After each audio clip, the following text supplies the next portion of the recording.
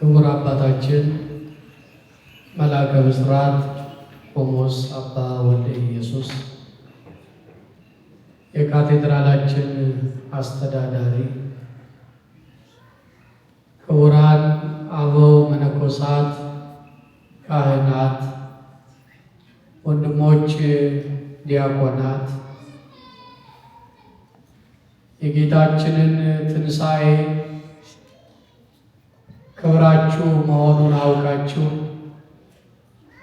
ትንሣኤው በሚከበርባት በአጸደ ቤተ ክርስቲያን የተሰበሰባችሁ ማኅበረ ምእመናን ሁላችሁ በልዑል አምላካችን በእግዚአብሔር ፍጹም ሰላም እላችኋለሁ። እንደምን ቆያችሁ? ጨለማን ያስወገደ የሞትን ሰንሰለት የበጠሰ ትንሣኤያችንን ያረጋገጠ በኩረ ትንሣኤያችን የሆነ የድንግል ማርያም ልጅ ኢየሱስ ክርስቶስ ስሙ የተመሰገነ ይሁን። አሁን በቅዳሴው ላይ ሲነበብ የሰማነው ቅዱስ ቃል በዮሐንስ ወንጌል ምዕራፍ 20 ቁጥር 1 ጀምሮ የተመዘገበ ነው። ንባቡ እንደሰማነው በጌታችን የትንሣኤ ዕለት ለፍለጋ ትንከራተት የነበረች መግደላዊት ማርያምንና ያደረገችውን ጉዞ የሚያወሳ ነው። ከሳምንቱ በመጀመሪያው ቀን ይላል። ከሳምንቱ የመጀመሪያ ቀን ዕለተ እሑድ ናት። ገና ጨለማ ሳለ መግደላዊት ማርያም ወደ መቃብሩ ገሰገሰች ይላል።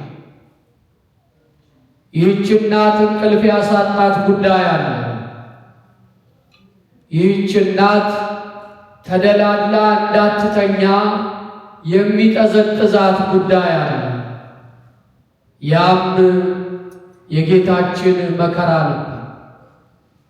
ዓርብ ዕለት የደረሰበትን አይታለች። በእርሷ ሕይወት ላይ የዋለውን ውለታ ታውቃለች። የዓርቡ መከራ እንቅልፍ ይነሳ ነበር።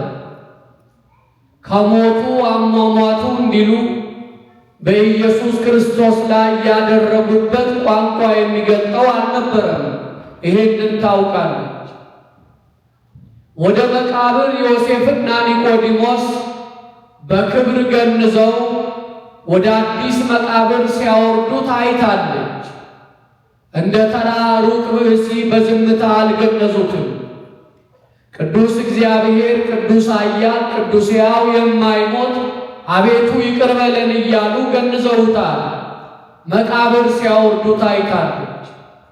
እንደ አይሁድ ልማድ በሦስተኛው ቀን የሞተውን ሰው አካል ሽቱ መቀባት ልማድ ነበረና ባለውለታዋ ጌታ በመቃብር አድሮ እንደ እርሷ የተዋለላት እያለች ሽቱ አለመቀባት ዕዳ ነው ብላ ያንን ጨለማ ተጋፍጣ ወደ መቃብሩ ገሰገሰች። ሞት አላስፈራትም። ያ ጨለማ ገዳዮች የያዙት ጨለማ ነው። ወደ ኢየሱስ ክርስቶስ መቃብር ዘወር የሚል እርምጃ እንደሚወሰድበት የተነገረበት ጨለማ ነው። ፍቅሩ አስችሏታልና ጨለማውን ተጋፍጣ ወደ መቃብሩ ገሰገሰች። መቃብሩ ደጃፍ ስትደርስ አስደናቂ ነገር ተመለከተች። ወንጌላውያን በየራሳቸው ገለጻ እንደገለጹ መቃብር ክፈቱልኝ፣ መግነዝ ፍቱልኝ ሳይል መቃብሩ እንደተዘጋ መድኃኒታችን ኢየሱስ ክርስቶስ ከሞት ተነስቷል። የመቃብሩ አለመከፈት፣ የመቃብሩ ድንጋይ ትልቅ መሆን ያስጨንቃቸው ከነበሩ ሴቶች አንዷ እቺ መግደላዊት ማርያም ናት። ሌሎችም እናቶች ነበሩ።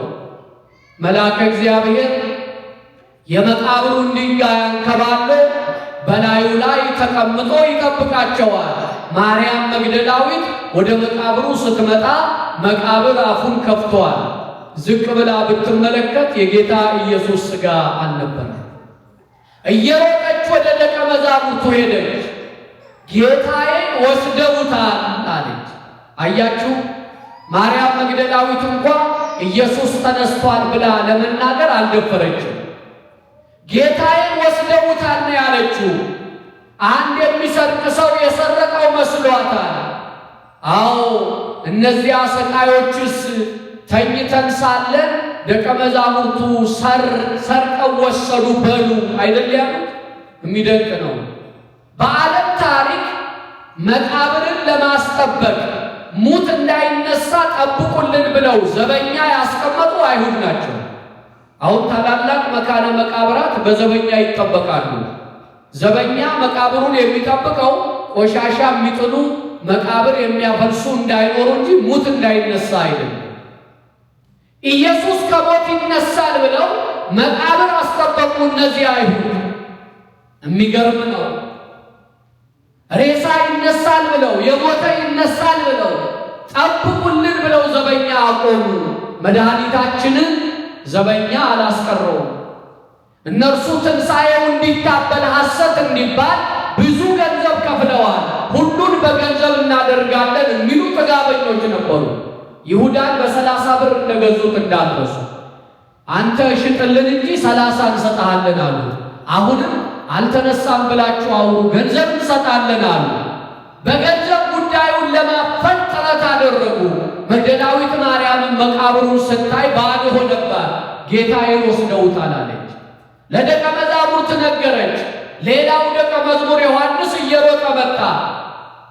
መቃብሩ ደጃፍ ደረሰ፣ ግን አልገባም። ለምን? ሽማግሌው ጴጥሮስን ሊጠብቅ። ጴጥሮስ መጣ፣ ወደ መቃብር ገባ። በጌታችን መቃብር የክርስቶስ ኢየሱስ ሥጋ የለም። የኛ አምላክ መቃብር ያልያዘው ሕይወት ሆኖ የኛ ጌታ ገንዘብ ያላስቀረው እውነት ሆኖ የሞትን አሽከላ ሰባብሮ መቃብር ክፈቱልኝ፣ መግነዝ ፍቱልኝ ሳይል ከሞት ተነስቷል። እንኳን ደስ አላችሁ፣ እንኳን ደስ አለን። ይሄንን ሌሊት ነጭ ለብሰን ደምቀን የቆምነው ኢየሱስ ከሞት ስለተነሳ ነው። የእሱ መነሳት ትርጉሙ ብዙ ነው። አንዱን ብቻ እናንሳ። ኢየሱስ ከሞት መነሳቱ ምን ትርጉም እንዳለው ዲያቆኑ አነበበልን። ምን ብሎ? በአንደኛ ቆሮንቶስ ምዕራፍ 15 ላይ ክርስቶስማ ከሞት ካልተነሳ እምነታችን ከንቱ ናት። ሞት በሰው በኩል ስለመጣ ትንሣኤም በሰው በኩል ሆኗል። ሁሉ በአዳም እንደሚሞቱ በክርስቶስ ደግሞ ሕያዋን ይሆናሉ አለ። የክርስቶስ መነሳት ነጭ ለብሰን ለመድመቃችን ጸጋ ነው፣ ማስረጃ ነው፣ ኃይል ነው። ወገኖቼ ከእንግዲህ ክርስቲያኖች ትካዜ የለብንም። አንገታችንን ጉልበታችን መሃል ቀብረን አናለቅስም። የዚህ ዓለም ኃያላን ሥጋቸው በመቃብር ፈርሶ በስብሶ አጥንታቸው በዚያው በመቃብር ጸንቷል። የእኛ ጌታ የድንግል ማርያም ልጅ አሐዜ ዓለማት መጋቢ ዓለማት ፈጣሪ ዓለማት ኢየሱስ ክርስቶስ ግን ከሞት ተነስቷል። ቀና ብለን እንሄዳለን። አሁን ግርማ አለን። አሁን ሞገስ አለን። አሁን ለማጨብጨብ ርዕስ አለን። አሁን እልል እንላለን። ሰይጣንን እናሳፍራለን።